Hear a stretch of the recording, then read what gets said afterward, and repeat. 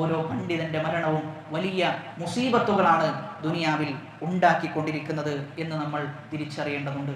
റസൂലുള്ളാഹി സ്വല്ലല്ലാഹു അലൈഹി വസല്ലം പറയുന്നത്, ഇന്നല്ലാഹ ലാ യഖ്ബിദുൽ ഇൽമ, അല്ലാഹു അറിവിനെ പിടിച്ചു വെക്കുകയില്ല, ഇൻതിസാഅൻ യൻതസിഉഹു മിനൽ ഇബാദ്, അല്ലാഹു അറിവിനെ ഉയർത്തുന്നത് അത് ജനങ്ങളുടെ ഹൃദയത്തിൽ നിന്ന് ഉടനെ തന്നെ എടുത്തു മാറ്റുകയല്ല ചെയ്യുന്നത്, വലാകിൻ യഖ്ബിദുൽ ഇൽമ ബിഖബ്ദിൽ ഉലമാ, അല്ലാഹു അറിവിനെ ഉയർത്തുന്നത് ഉലമാക്കളുടെ മരണത്തിലൂടെയാണ്, അവരെ മരിപ്പിക്കുന്നതിലൂടെയാണ് അല്ലാഹു അറിവിനെ ഉയർത്തുക. ഹത്താ ഇദാ ലം യുബ്ഖി ആലിമൻ, അങ്ങനെ ഒരു ആലിമും ബാക്കിയാവുകയില്ല. ഇത്തഖദൻ നാസു റൂസൻ ജുഹാല, ജനങ്ങൾ ജാഹിലുകളായ ആളുകളെ തലപ്പത്തിരുത്തുകയും അവരെ ആലിമുകളായി കാണുകയും, ഫസുഇലു, എന്നിട്ട് അവരോട് ചോദ്യം ചോദിക്കപ്പെടുകയും, ഫഅഫ്തൗ ബിഗൈരി ഇൽമിൻ, ഒരു അറിവുമില്ലാതെ അവർ ഫത്വ നൽകും, ഫദല്ലു വഅദല്ലു, അങ്ങനെ അവരും വഴിപിഴക്കും, മറ്റുള്ള ആളുകളെ വഴിപിഴപ്പിക്കുകയും ചെയ്യുമെന്ന്. അതുകൊണ്ട് അറിവ് ഉയർത്തപ്പെടുക എന്ന് പറഞ്ഞു കഴിഞ്ഞാൽ അത് പണ്ഡിതന്മാരുടെ മരണമാണ്. ഓരോ പണ്ഡിതന്മാരും മരണപ്പെടുമ്പോൾ നമ്മൾ മനസ്സിലാക്കേണ്ടത് ഒരുപാട് അഗണ്യമായ അറിവുകളാണ് നമുക്ക് നഷ്ടപ്പെട്ടു പോകുന്നത് എന്നൊരു നഷ്ടബോധം നമുക്ക് ഉണ്ടാകേണ്ടതുണ്ട്. സ്വഹാബാക്കൾ അവർ പണ്ഡിതന്മാരുടെ മരണമെന്നത് വളരെ ഗൗരവത്തിലായിരുന്നു അവർ കണ്ടിരുന്നത് എന്നാണ്. ഇബ്നു അബ്ബാസ് റളിയല്ലാഹു അൻഹു സെയ്ദ് ഇബ്നു സാബിത്ത് റളിയല്ലാഹു അൻഹു മരണപ്പെട്ടപ്പോൾ അദ്ദേഹം പറയുന്നുണ്ട്, മൻ സറഹു അൻ യൻളുറ കൈഫ ദഹാബുൽ ഇൽമി ഫഹാകദാ ദഹാബുഹു.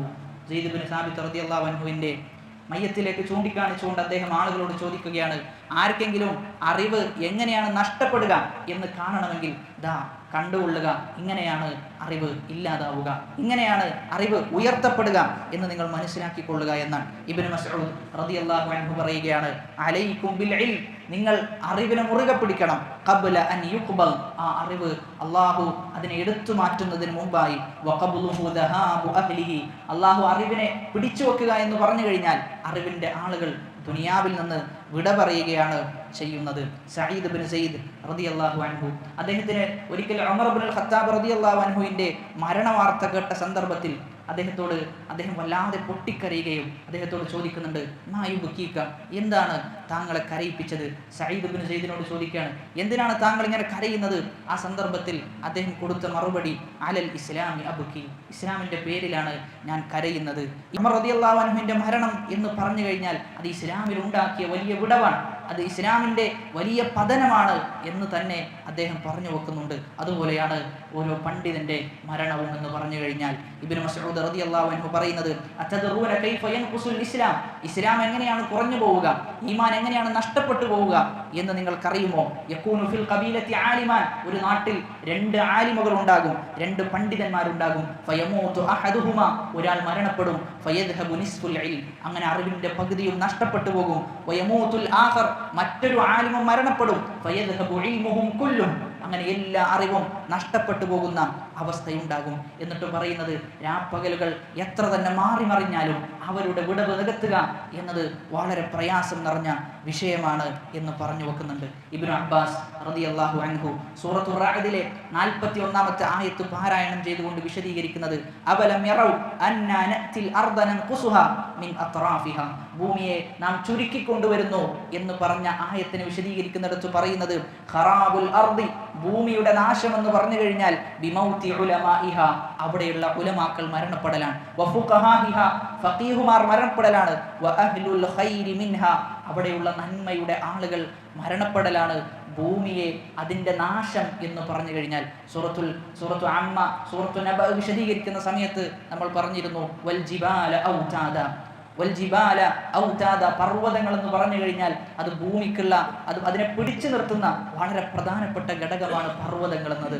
അതിന്റെ തഫ്സീറിൽ ഒരു രസകരമായ തഫ്സീറായി പറയപ്പെടുന്നത്, ഭൂമിയെ പിടിച്ചു നിർത്തുന്ന മറ്റൊരു വിഷയം എന്നത് അത് പണ്ഡിതന്മാരാണ്.